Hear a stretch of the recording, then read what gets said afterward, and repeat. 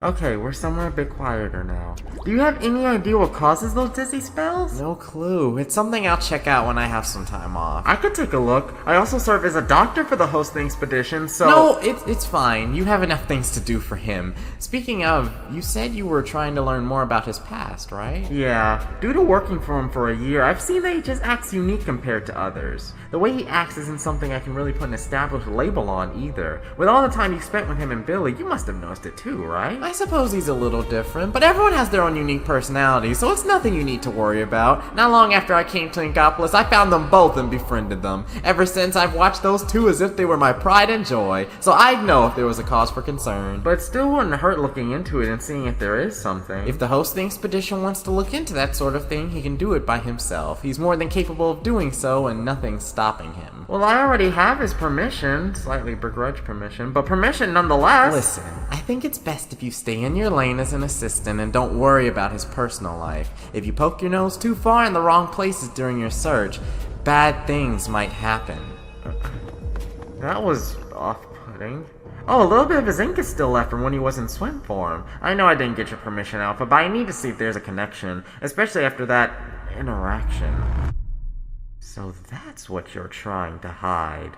Shipshape Cargo Co., a very cool map, both literally due to the biome it's in and figuratively due to the layout it has. Shipshape Cargo Co. is one of the newest playable maps to be released, which we'll talk about in this episode of the Inkspedition. Unlike most of the other maps, Shipshape isn't located in a warm, temperate location. Instead, when cephalopods travel to this map, they get to sail through a frigid climate with tundra surrounding them on all sides. When spawning in, you'll see jellyfish eating imaginary ramen from their bowls, working the cranes, and listening to Big Betrayal on loop. You'll also see fish swimming at actually incredible speeds. The average cargo ship can reach a top speed of 25 miles an hour, so for these fish to be traveling this fast relative to us, what kind of stuff are they eating? There are several cargo materials and ship parts sealed to cephalopods during matches, and if you somehow manage to start a fire on a boat in the middle of the Arctic Circle, then there are 4 fire extinguisher locations in both bases that can help you put it out. Now, while there isn't much going for this map visually, there's a metric ton going for it mechanically. For example, you have multiple pathways on this map. Look at how beautiful this is. I can go to the right and sneakily infiltrate the enemy base, or I can go to the left and fight it down the middle. Absolutely beautiful! Oh my gosh, how far we have fallen. Backline weapons want to stay on the right side of the map, as that offers numerous places for you to set up and snipe. You can go to this platform to lock down the right side of the map, while having 2 black blocks to help you right side peek. Or you can go right here to lock down the middle and possibly the left side if you have enough range. These positions aren't as annoying as the ones on some of the other maps, but they're pretty deadly if the user is skilled enough. A little closer. Almost. Boink!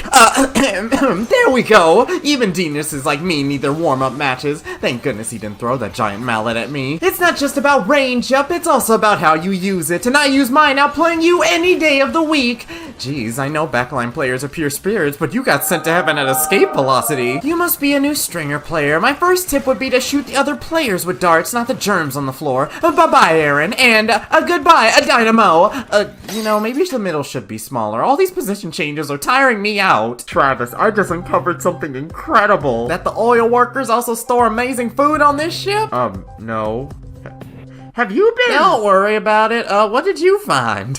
So remember how I brought up that the boss's ink had some special compound that might have been the source of his narcissistic personality and insane deduction skills? Yeah, I do. Did you find something around here that matched it? No, not here, but I did find it when we were last with Alpha. After giving me a really strange warning, he stormed off, but some of his ink was left behind. To the naked eye, both Alpha's ink and the boss's are the exact same as everyone else's, disguising the contents within it. I never told Alpha or anyone other than you guys detected that substance, so that probably didn't make him think to clean up the ink you left behind. Maybe this is a mutation and they're brothers or something. Dave, if they were just normal brothers, I don't see a reason why Alpha wouldn't just outright tell them. I've worked with enough people through my many odd jobs to know that when they get defensive, like Alpha did with you, then they're hiding something. Alpha could have accidentally or purposefully done something to give the boss amnesia and then be trying to hide it now. Who knows why he won't talk? You think so?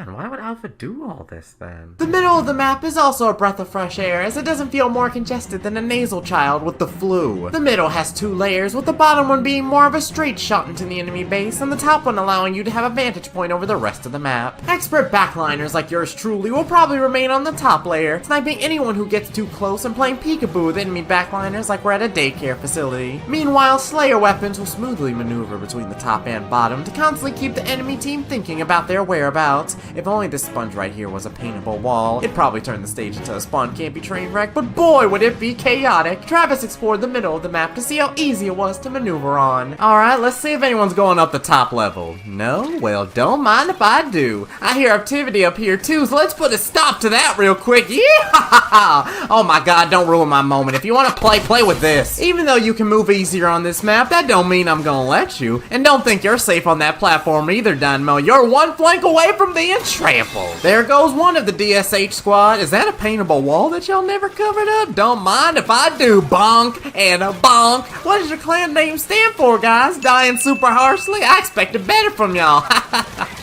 Okay. Thinking about it now, maybe it wasn't just a mutation. Something about it felt too manufactured to be just a mutation in DNA. I hate not knowing what any of it is, though. I wouldn't be surprised if you just thought I was crazy, Travis. Well, at first I did, but you seem to be too passionate to be making all this up on the fly. It's not like you have anything to gain from me if this is just a prank that's going on for way too long. I'm just happy you're letting me bounce off your ideas. Of course, why wouldn't I? Well, I've never been the person people come to for brain power. I've always just been the meathead who's relied on for brute force. Even for the Inkspedition, I use all the aggro weapons while the boss doesn't. That's why I just did what I was told and never asked questions about nothing. Well, sure, you're the brawn of the Inkspedition, but you also served as my down-to-earth partner throughout my whole investigation. I don't know how far or how sane I'd be without you. Thanks, partner. When we put the final pieces together and get ready to tell the boss, I hope I don't mess anything up for you. You won't. We're gonna make sure everything's flawless. Then once we inform the boss, we might even get a raise. The ranked modes on Shipshape are also lovely. In Splat Zones, the zone itself is super enjoyable to be in, having 2 narrow spots for you to take cover and see through walls to study enemy movements on the other side of the glass. There's also the top layer above the zone that serves as a vantage point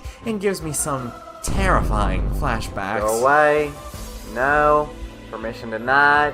You've been stopped. In tower control, the tower takes a very interesting path, which makes attackers have to work for every single point they get. The checkpoints are placed in such a way where aggro players can gain key access to the enemy base, and inversely, backliners can shoot down any unsuspecting tower riders. Get off that tower, you leech! No matter how sweet you are, Candy, your team isn't getting past me. In Rainmaker, you can take the forbidden fruit by going down the middle, or lose by going on the left path. Come on, I'm almost there. I'm all by myself. I just need to... No! And in Clamblitz, you can sneak across the left side, use the step, or experience unrivaled claustrophobia by going down this hallway and scoring a power clam. As awesome as this map is, they just had to give into their addiction of making some part of the map need to be a narrow hallway, didn't they? Overall, Shipshape Cargo Co. is a much needed step up from the other maps we've been playing on for the past year. Hopefully future maps can be made and current maps can be redesigned to be more like this one, because I'm going to shoot myself in the head if I have to cover another Tetris piece map. I've been your host and you've watched the Inkspedition. And that's another Inkspedition done. I could feel more positive energy from you in this Inkspedition, boss. Alpha will be hooting and hollering that you got it done so soon. Indeed, he will. And I guess on the subject of Alpha, do you know if he was born in the Splatlands? He's never told me his place of origin, but I'd assume it wouldn't be the Splatlands. The chaotic atmosphere there is significantly different than the atmosphere in Inkopolis, meaning Alpha's mindset would likely be different. In contrast to his current atrocious style, he would have preferred a more rebellious style like the ripped jeans that we've been seeing. Why do you ask? You're just curious, that's all. Your deduction skills saved the day again. Well, I am just that exquisite. Okay, so Alpha told me himself that he wasn't originally from Inkopolis, and the boss made a good point that he probably isn't from the Splatlands either. Yeah, but that still leaves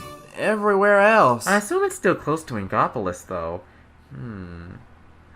This is a wild hunch, but what if the answer lies somewhere between the 2 locations?